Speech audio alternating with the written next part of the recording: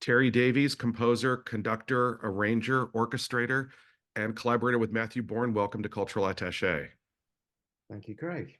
So let me ask you something. I read a story that was written about you around the time of the Red Shoes.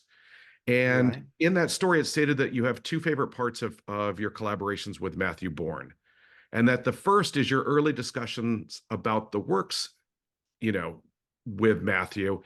What do you remember about your earliest conversations about Romeo and Juliet, which is coming to Los Angeles? Well, I mean, Matthew's projects can tend to come from from the distant horizon. So I smell them coming. So there's no kind of one expose of what's going on. So things become clearer as time approaches and as Matthew works. So he will talk to me usually about how he's doing, and there are other boring conversations about budget and what we can afford and those things. So it's a slowish process, to be honest, um, and before we start to work. But we talk about probably a comparable conversation to the one he has with Les Brotherton about the set, about what the concept is, who the people are, what his take on the story is, and so on. So that so I, it come drip feeds in the early stages, and then when we start to work seriously, then I banked a lot of information, and then we talk through the drama.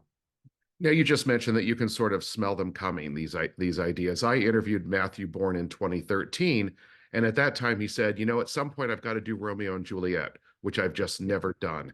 So can Yeah. you give me a sense of what that timeline might have been from 2013 to this work debuting in 2019?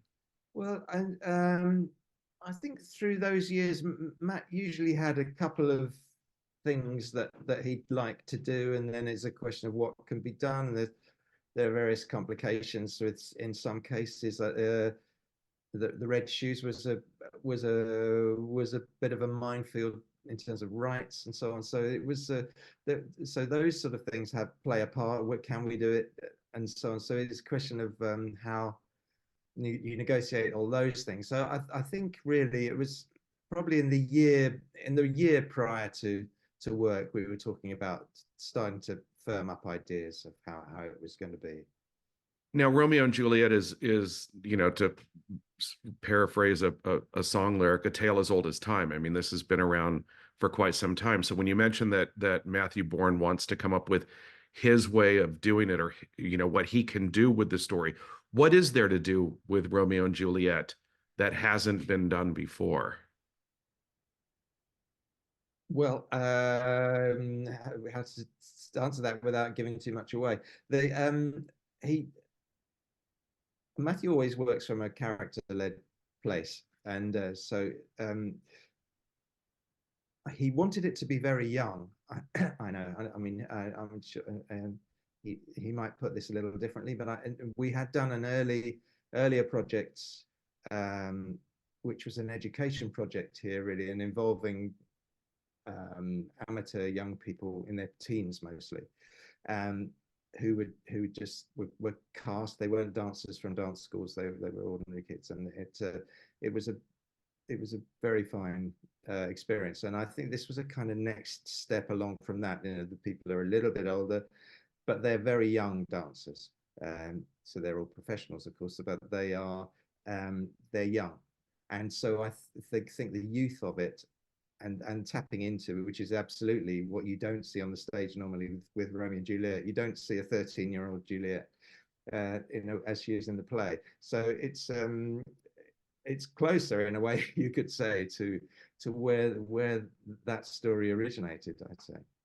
So if it's a more youthful approach, I would assume that is one of the mandates that you have, is to give this score, as beloved as Prokofiev's work is, but to give this score a younger sensibility. Could you talk about how you address that?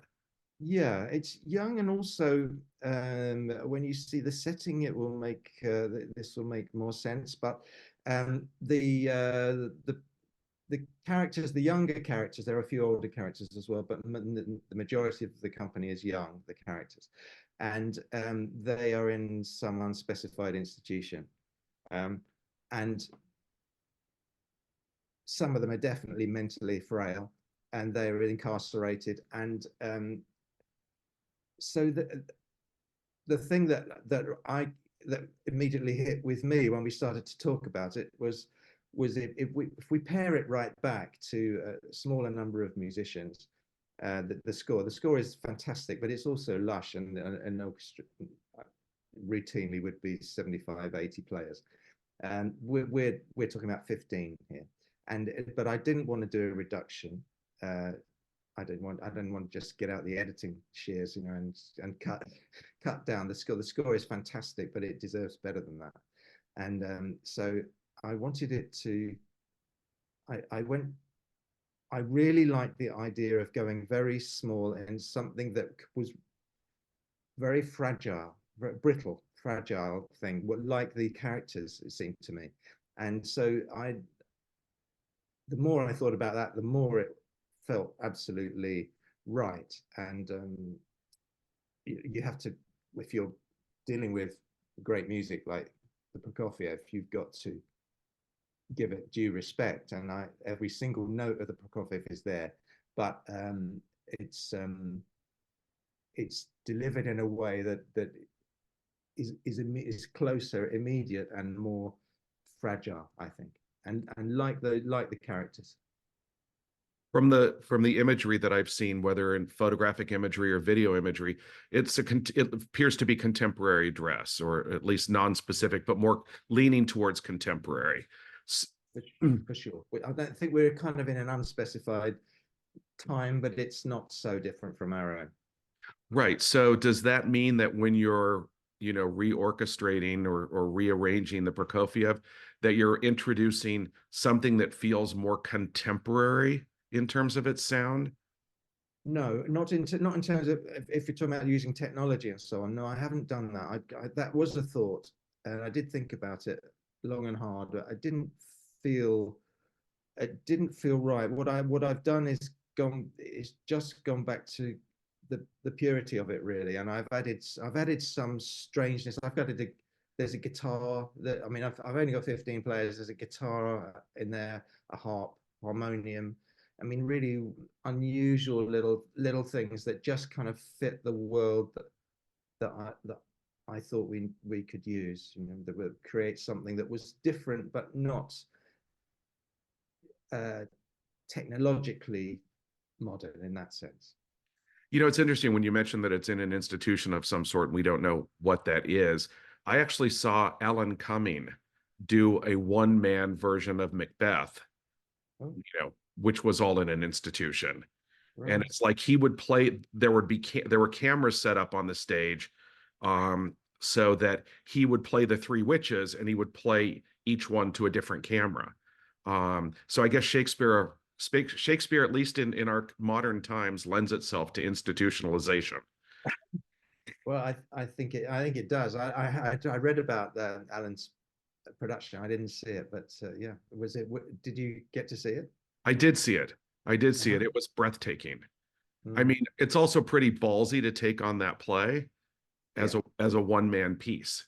sure. And Yeah, it wasn't done, he didn't do it like he wasn't, you know, affecting female voices for Lady Macbeth, for instance. right. It was Yeah, just, I mean, you have to be a really disciplined actor to be able to pull something like that off. yeah, absolutely. But I think it's the psychological truth of it is there always to be found, isn't it? It's there just to be dug out and make sure that it's clear.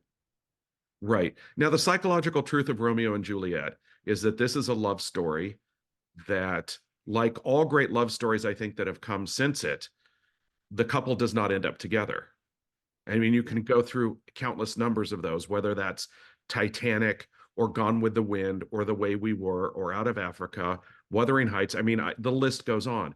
We seem to embrace stories where the love story is so powerful that it is inevitably going to end up with the couple apart. Why do yeah. you think that is?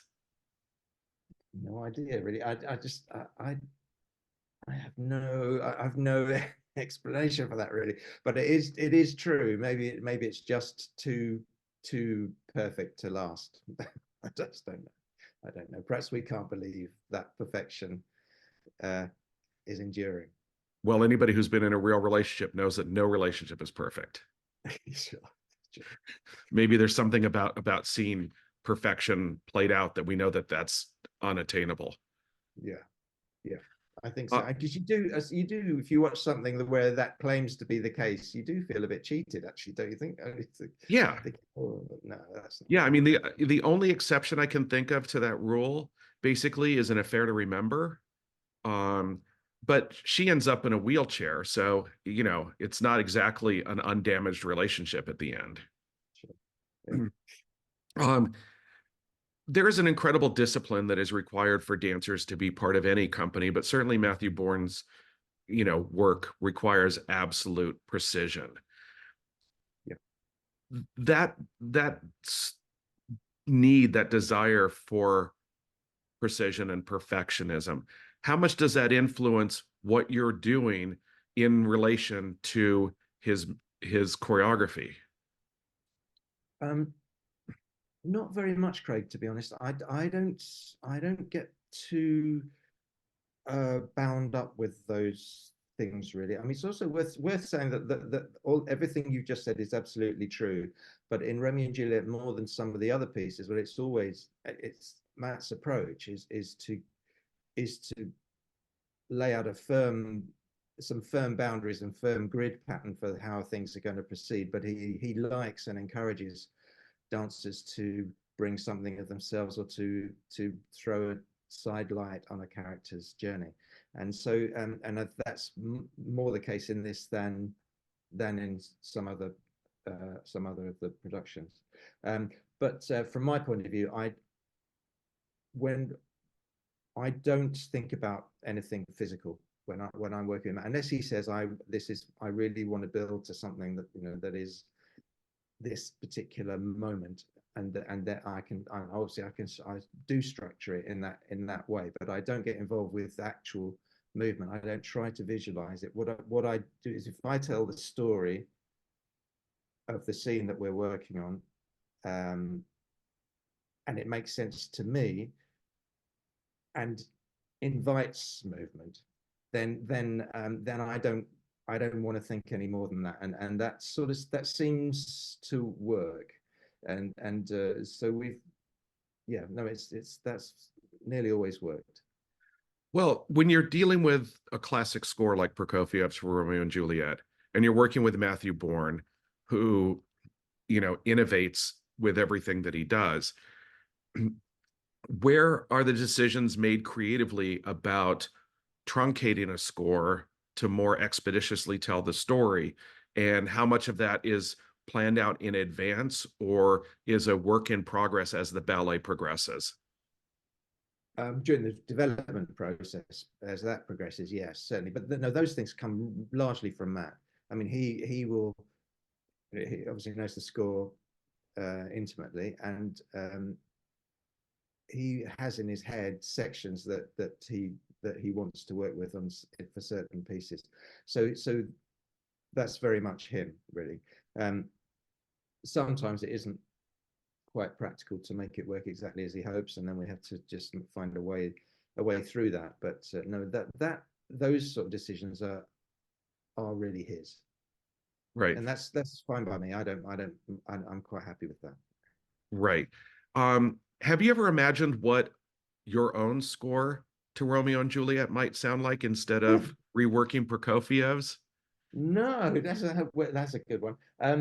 No, I haven't, Craig. I've written for the Romeo and Juliet twice on the stage, for what it's worth, but as a play, and there are various set pieces within the play. But no, I haven't ever done it because I need to. I do like to start from. I, I do like to know what story I'm trying to tell, what the real detail of it. So it would depend on where we were, when we were, um, who they are, as it were. I like those are the ingredients that I start from. And in fact, I don't like. I never approach any kind of score for anything at all with a preconception. I'll sit down with a director or a choreographer and we'll talk, and then they'll throw things around and what they want to do, rather than me somehow try and meld two sets of ideas that might not, join together very successfully. But would you like there to come a time where Matthew Bourne comes to you and says, you know what? I want to hear your music now. I want to do a piece. I want us to collaborate on a wholly new piece. Here's my idea. Well, I'd love you to be the full 100% we composer of it. we have done that, Craig. Actually, we have done that, but not Romeo and Juliet, obviously. But no, I think I've goodness, how many? I think I've done 5 original scores if you include Edward Scissorhands, which is sort of includes the Danny Elfman's score from the movie, but is otherwise mine. So it's I think it's slightly more of me than Danny, but I think there are 4 original ones. We did a new one during the pandemic. We somehow got away with getting it on the stage and didn't have any casualties, called The Midnight Bell, which is, I think it's a good piece. Matt likes it, so. Well, hopefully it'll come to Los Angeles and we'll get a chance to see it. Well, I hope so. I hope so. I mean, we haven't seen Lord of the Flies here yet either, which I would love to see. Yeah. Uh, Yes, I think I seem to remember half a conversation about that happening, and so obviously I can't remember what the process was, but it's not happening. It didn't happen anyway. It hasn't happened yet. Yeah, sure. Now, Romeo and Juliet first debuted in 2019. Yeah. How much does a show like this or any of the ballets from New Adventures get revised before restaging it?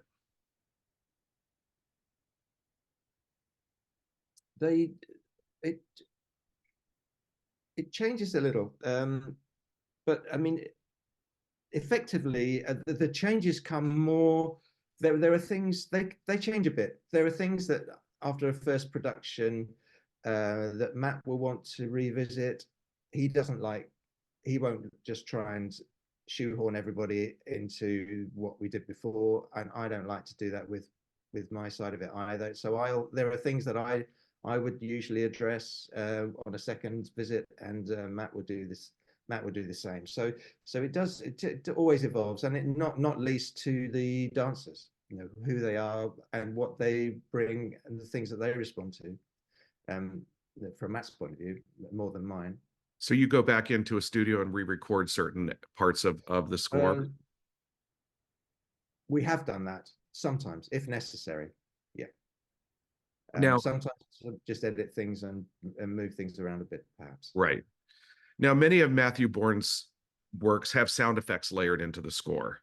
Yeah. And many film composers with whom I've spoken, and I've spoken to dozens of them, have told me they often wish that their score didn't have to do battle with sound effects.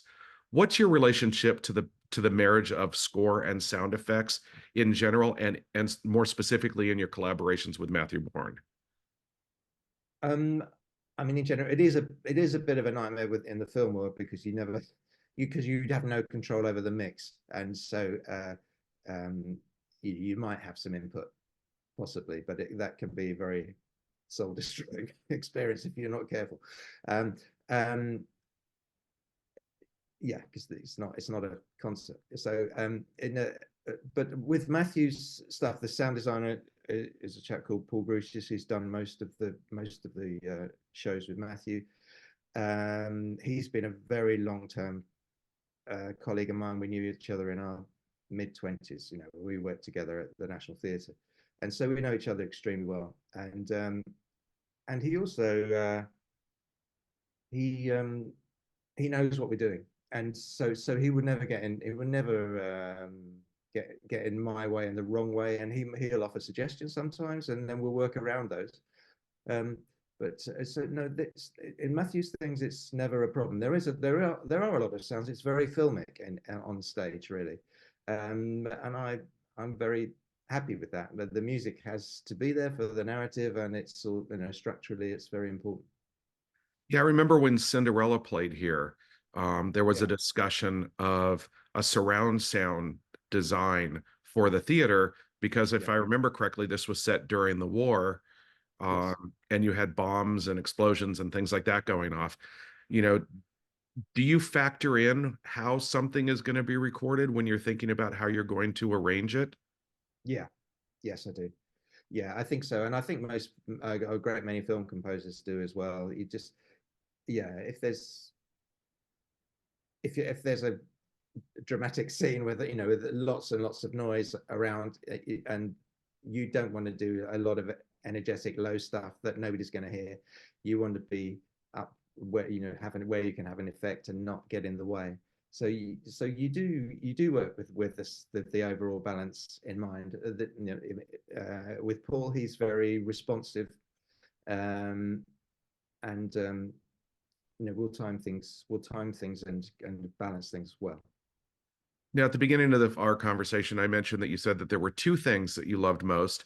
And the first was your initial conversations with Matthew about what the projects might going to be. In that same story, you said that your second favorite part was working with the musicians, to record the score. Yeah. Can you talk about what made recording this score for Romeo and Juliet unique amongst the other collaborations that you've had with your musicians for this work?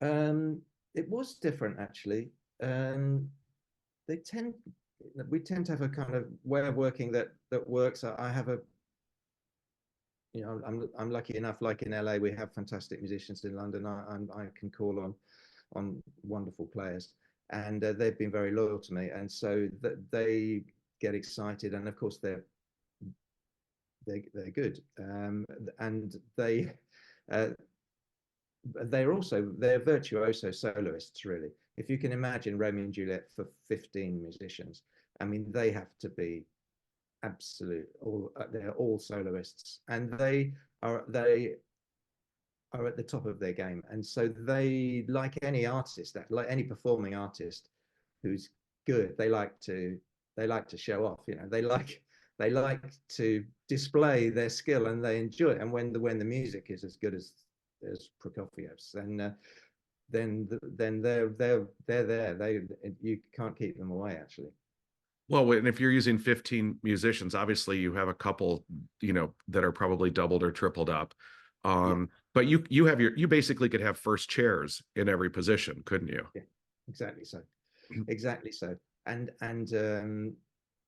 yeah, as I say, they're very loyal, and that because I think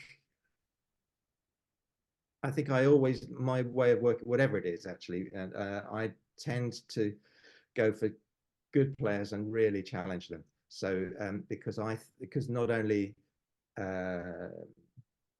it does it is it more satisfying for them, but it does, when they also play it live sometimes, then it maintains their interest. And so it's never easy. You're never going to be able to relax if you're playing pretty much, hopefully, any of my scores, because I think the minute a good performer gets bored, you're sunk, really.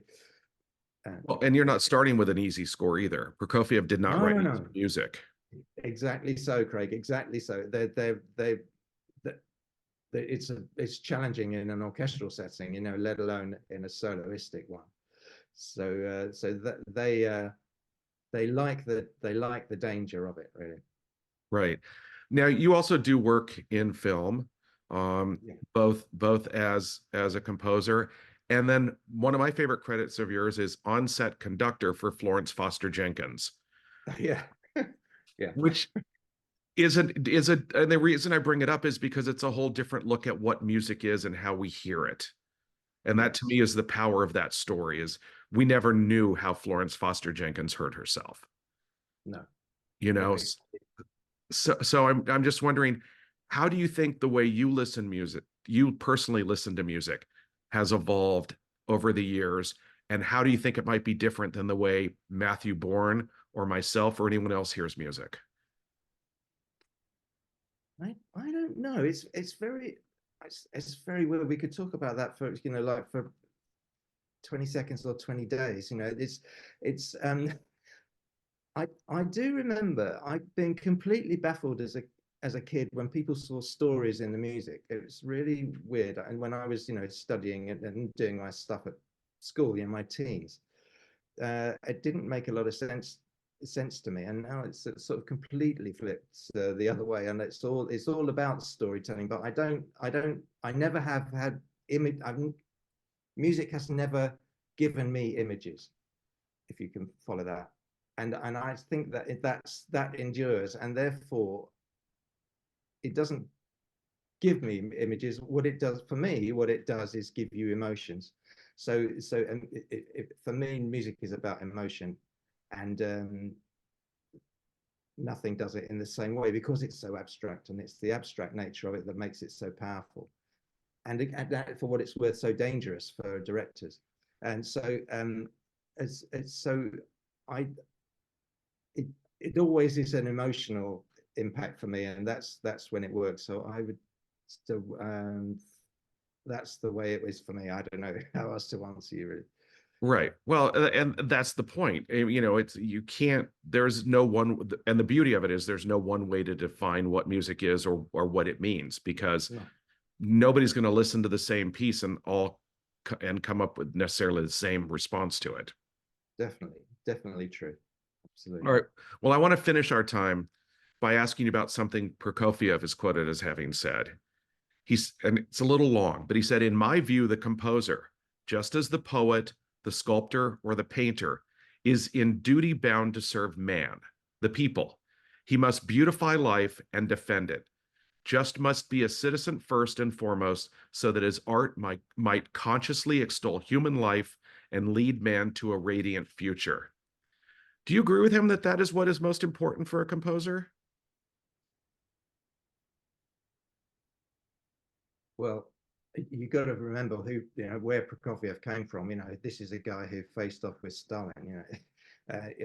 It's um, it it's for me. It's about communication, really, and just connecting with another human being. So that, but if you creating music in a state that says you can't create a certain kind of music, then that I think you'd see things a little differently, I guess.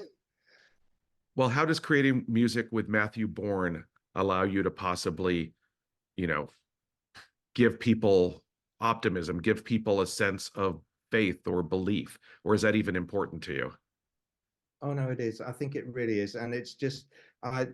It's the thing with Matthew has a way of connecting with people, especially younger audiences, in the way that not exclusively young at all. His audiences are very mixed, but he does connect with young people in a way that very few uh, creative artists do, and that's the wonderful thing to be a part of. So if I'm there, alongside him, then my music is yeah, to sit in a theatre and watch, 1,000 whatever people responding to the emotions that we're laying out. That's enough, really.